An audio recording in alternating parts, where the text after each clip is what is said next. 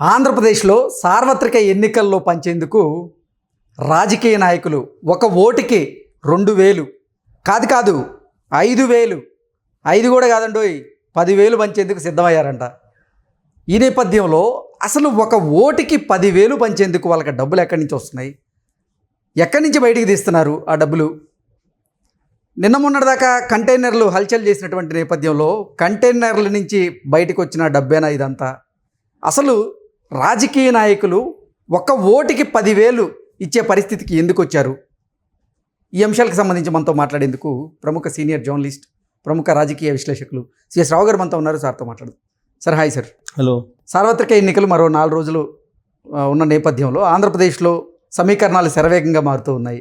ఒక ఓటుకి మొదటేమో 2,000 అన్నారు, కాదు 2,000 రోజులు పోయినాయి 5,000 అన్నారు. ఇప్పుడు అసలు 5,000 ఇస్తే ఓటర్ తీసుకునే సిచ్యువేషన్లో లేడు, 10,000 అంటున్నారు. ఇప్పుడు అసలు ఏంటి సార్, రాజకీయ నాయకుడికి ఓటు కోసం డబ్బు పంచేందుకు అసలు అంత పెద్ద మొత్తంలో డబ్బు ఎక్కడి నుంచి వస్తుంది? నిన్న మొన్నటి వరకు కంటైనర్లో డబ్బు తిరుగుతుంది అది అంటూ కొన్ని వార్తలు వచ్చిన నేపథ్యంలో ఆ కంటైనర్లో ఉన్న డబ్బే ఇప్పుడు పంపిణీ చేస్తున్నారా? అసలు ఏం జరుగుతుంది ఆంధ్రప్రదేశ్లో అంటే ఏం చెప్తారు? మొట్టమొదటి మన కంటైనర్లో డబ్బు తరలించడం అనేది దాదాపు 3 నెలల క్రితం బయటకు వచ్చింది, సుమారుగా అంతే కదా. 3 నెలల క్రితం బయటకు వచ్చింది. ఆ కంటైనర్లు కూడా ఎక్కడి నుంచి వెళ్తున్నాయి? కడప నుంచి చెన్నైకి వెళ్తున్నాయి అని అన్నారు హైవేలో. అవి కూడా ఇడుపులపై నుంచి ఏదో వచ్చినాయి అని చెప్పి అప్పట్లో వచ్చినటువంటి న్యూస్. సరే, దాన్ని బేస్ చేసుకొని కంటైనర్లో డబ్బు తరలిస్తున్నారని చెప్పి దాని మీద న్యూస్ ఇచ్చారు. మెయిన్ మీడియా ఏది కూడా టచ్ చేయలే. ఒకటి మాత్రం టచ్ చేసింది. ఆ తర్వాత వాళ్ళు కూడా కమ్ అయిపోయారు.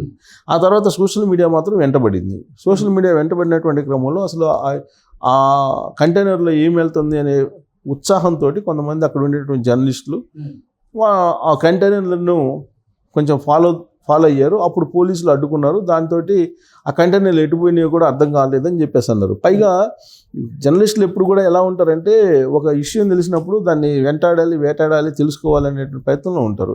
ఆ పోలీసులు ఆపేసి ఒక అరగంట పాటు ఆపేసిన తర్వాత వీళ్ళు ఒక అరగంట తర్వాత ఆ హైవేలో వెళ్ళి చూస్తే అవి ఏం కనిపించట్లేదంట. అవి కనిపించలేదని చెప్పి అక్కడ ఉండే జర్నలిస్టులు అప్పుడు చెప్పినటువంటి మాట. అరగంటలో ఎక్కడికి వెళ్తాయి అనేది వాళ్ళకి అర్థం కాని పరిస్థితి. అవి డైవర్షన్ అయ్యి ఇటల్ని ఇడుపులపై వైపు వెళ్ళినాయా లేకపోతే ఇంకొక వైపు వెళ్ళినాయా తెలియదు. తర్వాత దానికి సంబంధించి పోలీసులు ఏమన్నా డిఫెన్స్ సంబంధించినటువంటి ఆయుధాలు అని చెప్పి ఓవరాల్గా నోటి మాటగా చెప్పారు.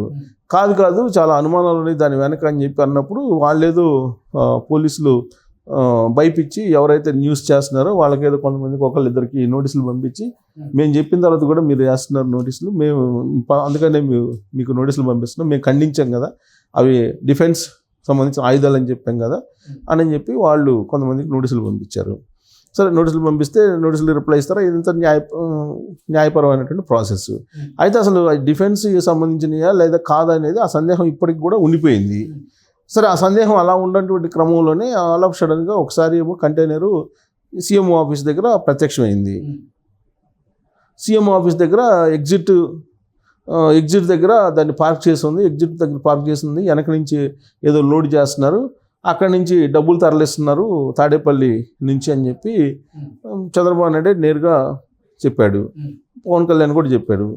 సో అక్కడ మొత్తం మద్యానికి సంబంధించిన డబ్బులన్నీ వస్తాయి, అక్కడ మొత్తం తాడేపల్లిలో వేస్తూ ఉంటారు, అవన్నీ డంప్ చేసి పంపిస్తున్నారు, మొత్తం కంటైనర్లో పంపిస్తున్నారు అనేది ఒకటి వినిపించింది. అది 2-3 రోజులు మెయిన్ మీడియాలో వచ్చింది. కాదు అవన్నీ కూడా జగన్మోహన్ రెడ్డి బస్ యాత్ర చేస్తున్నాడు, ఆ బస్ యాత్రకు సంబంధించినటువంటి వంట వస్తువులు తీసుకెళ్తున్నారు అని చెప్పి ఏదో చెప్పారు దానికి. సరే, దానికి చెప్పారు కానీ బట్ దాని మీద మళ్ళీ తర్వాత ఏం పట్టించుకోలేదు. సరే, ఇదంతా మర్చిపోతున్నారు అనేటువంటి క్రమంలో మళ్ళీ అనంతపురం దగ్గర ఈ మధ్యకాలంలో 3 కంటైనర్లు కనపడ్డాయి. దాంట్లో 2,000 కోట్ల రూపాయలు తరలిస్తున్నారు అనేది ఒకటి వినిపించింది. ఈ మధ్యకాలంలో ఇంకోటి, ఆర్బీఐకి సంబంధించి 2,000 రూపాయల నోట్లకి పర్మిషన్ అడిగారు తిరుమల తిరుపతి దేవస్థానం. సో తిరుమల తిరుపతి దేవస్థానానికి సంబంధించిన డబ్బులు 2,000 రూపాయల నోట్లు ఏదైతే ఉన్నాయో వాటిని మార్చుకునే దానికి 2 సార్లు పర్మిషన్ అడిగితే 2 సార్లు తిరస్కరించారు. అయినప్పటికీ పట్టువదలని విక్రమార్కుల్లాగా ఈవో ధర్మారెడ్డి మళ్ళీ అప్లై చేశాడు, అది ఓకే అయ్యింది అని చెప్పి న్యూస్ ఎప్పుడైతే వచ్చిందో 2,000 రూపాయల నోట్లు పాత ఏదైతే ఉన్నాయో వాటిని తిరుమల వెంకన్న ఖాతా నుంచి మార్చేటువంటి ప్రయత్నం చేస్తున్నారు అనేటువంటి ఒక న్యూస్ వచ్చింది. అది వచ్చిన వెంటనే ఈ కంటైనర్లు కనపడ్డాయి. ఈ కంటైనర్లో 2,000 కోట్ల రూపాయలు తరలిస్తున్నారు, 500 రూపాయల నోట్లు అని. అవి ఎక్కడి నుంచి వస్తున్నాయి అంటే కొచ్చిన్ నుంచి ఏదో వస్తున్నాయి, అనంతపురం మీదుగా హైదరాబాద్ వెళ్తున్నాయి అన్నట్టుగా చెప్పారు వాళ్ళు. సరే, ఆ తర్వాత అసలు దాని మీద వివరణ కూడా ఇవ్వాల. ఇప్పుడు ఏమో ఆర్బీఐకి సంబంధించిన డబ్బులు అన్నారు. ఆర్బీఐకి సంబంధించిన డబ్బులు అయితే సింపుల్గా నేను చెప్తున్నా, దానికి సెక్యూరిటీ ఉంటుంది ఒకటి. 2, ఆ కంటైనర్లు అన్నిటికీ పోలీస్ అని రాసి ఉంది, బోర్డులు, మనం విజువల్స్ కూడా చూపించాం. సో పోలీస్ అని రాయాల్సిన అవసరం ఏంది ఆర్బీఐ డబ్బులు అయితే? దీనికి సమాధానం చెప్పేవాళ్ళు ఎవరు లేరు. ఏదైనా గట్టిగా మనం ఏదన్నా విశ్లేషణ చేయటం లేదంటే గట్టిగా ప్రశ్నించామనుకో, ఇతను జగన్మోహన్ రెడ్డికి వ్యతిరేకమో లేకపోతే వైఎస్ఆర్ కాంగ్రెస్ పార్టీకి వ్యతిరేకమో అని చెప్పి మొదలు పెడతారు. ఇది వాస్తవాలు చెప్పినప్పుడు యథార్థవాది ఇది అంటారు, యథార్థవాది లోక విరోధి అన్నట్టుగా. మనం ఏదైనా వాస్తవాలు చెప్పాను అనుకో, జగన్మోహన్ రెడ్డి గురించి యాంటీగా మాట్లాడుతున్నారు, వైఎస్ఆర్ కాంగ్రెస్ పార్టీ నుంచి యాంటీగా మాట్లాడుతున్నారు అని చెప్తారు. మరి ఆ కంటైనర్లో పోలీస్ బోర్డు పెట్టుకోవాల్సిన అవసరం ఏంటి? ఆర్బీఐ అయితే పోనీ, ఆర్బీఐ అయితే సెక్యూరిటీ లేకుండా వస్తాయా? ఫుల్ సెక్యూరిటీ వస్తాయి, పైలట్ వెహికల్ తోటి వస్తాయి. కానీ దానికి ఏదో కథలు చెప్పారు. సరే, ఇప్పుడు తీరా చూస్తే ఎలక్షన్ వస్తుంది, ఆ 4 వెహికల్స్ ఎటుపోయిన తర్వాత తెలియదు, ఆ 2,000 కోట్ల రూపాయలు ఎటుపోయినాయో తెలియదు. తర్వాత ఇప్పుడు ఎలక్షన్కి సంబంధించి ఇప్పుడు ఇడుపుల మన తాడేపల్లి ప్యాలెస్ నుంచో లేకపోతే ఇడుపులపై నుంచో ఒక డబ్బు ఆల్రెడీ తరలిస్తున్నారు. ఆ డంపును కూడా రాజేంద్ర రెడ్డి డీజీపీగా ఉన్నప్పుడే చేరవేశారు ఇక్కడ అసలు ప్లేసులకి, నియోజకవర్గాలకి.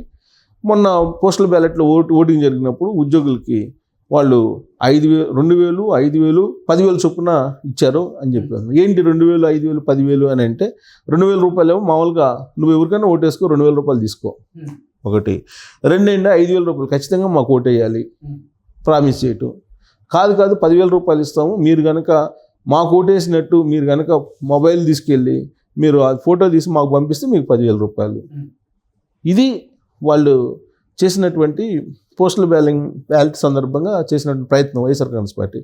మరి ఈ 10,000 రూపాయలు, 5,000 రూపాయలు, 2,000 రూపాయలు ఎక్కడి నుంచి వచ్చినట్టు? ఏదో ఒక డబ్బు అయితే అక్కడ ఉంది కదా, తాడేపల్లిలోనో ఇడుపులపైన లేకపోతే ఇంకో చోట ఉండాలి కదా. అంత డబ్బు ఎవరి దగ్గర ఉంటుంది? సహజంగా ఎవరైనా సరే ఆంధ్రప్రదేశ్లో ఎవరిని కదిలిచ్చినా చెప్పేది ఏంది, కొన్ని 100 కోట్ల రూపాయలు ప్రతిరోజు మద్యం విక్రయాల ద్వారా వస్తున్నాయి. ఆన్లైన్ పేమెంట్ కాదు, అది కరెన్సీయే. ముందు తాగే వాళ్ళ దగ్గర ప్రతిరోజు 100 కోట్ల రూపాయలు వస్తున్నాయి. ఆ 100 కోట్ల రూపాయలు ఇటు వెళ్తున్నాయి. దాన్ని అడిగేవాళ్ళు ఎవరు ఉన్నారా? కేంద్ర ప్రభుత్వం అడగదు, నిఘా వ్యవస్థలు అడగవు, ఎవరు అడగరు. మరి 100 కోట్ల రూపాయలు ఎక్కడికి వెళ్తున్నాయి? ప్రతిరోజు వెళ్ళాయి. బ్యాంకులో ఏమైనా జమ చేస్తున్నారా? ఏ బ్యాంకులో జమ చేస్తున్నారు? తిరుపతి దేవస్థానానికి సంబంధించిన డబ్బులు ఎక్కడికి వెళ్ళినాయి? ఇటు వెళ్తున్నాయి, ఎంత వెళ్తున్నాయి? వీటన్నిటికీ ఆధారాలు ఉన్నాయా? ఆధారాలు లేవని చెప్పి రోజు న్యూస్ వస్తున్నాయి కదా. అసలు ఇప్పుడు ఒక్కరోజు కొన్ని 100 కోట్ల రూపాయలు వస్తాయి డబ్బులు. ఇది కరెన్సీ. ఇప్పుడు బ్లాక్ మనీ అనేది కరెన్సీ రూపంలోనే ఉంటుంది, ఆన్లైన్ రూపంలో అయితే ఉండదు కదా. అంటే ఈ 2,000, 5,000, 10,000 రూపాయలు పంచాలంటే డంప్ ఎక్కడ ఉండాలి? డంపు తాడేపల్లిలో ఉండాలి, ఇడుపులపైన ఉండాలి, అంతే కదా. నువ్వు వేరే చోట ఎక్కడ ఉండడానికి అవకాశం లేదు కదా. మిగతా వాళ్ళు ఒకవేళ డంపు పెట్టుకుందాం అనుకున్నా ఉండవల్లిలో డంపు పెట్టుకునే వాళ్ళు అధికారంలో లేరు కదా. లేదు, మంగళగిరిలో పెట్టుకునే వాళ్ళకి అధికారంలో లేడు కదా ఆయన. డంపు పెట్టుకోవాలంటే డంపు పెట్టుకునే అవకాశం ఒకరికే ఉంది.